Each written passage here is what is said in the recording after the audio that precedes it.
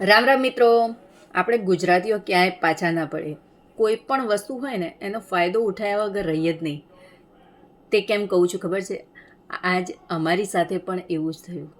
ગઈકાલે મેં મારા ઘરવાળાને એટલે કે અમારા પતિદેવને દૂધ લેવા મોકલ્યા ને, તો એ દૂધ તો લાયા પણ તેની સાથે બીજું એક્સ્ટ્રા દૂધ લઈને આવ્યા. તો આ દૂધનું ગેલન છે, 3 લીટરનું ગેલન છે અને તેની ડેટ 2 સપ્ટેમ્બર એટલે કે આજે એક્સપાયર થવાનું હતું.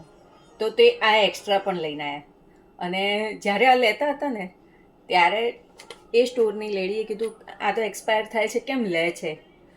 તો એમણે શું કીધું ખબર છે? આ દૂધ તો અમે નહીં યુઝ કરીએ, અમે આનું જ દહીં બનાવશું.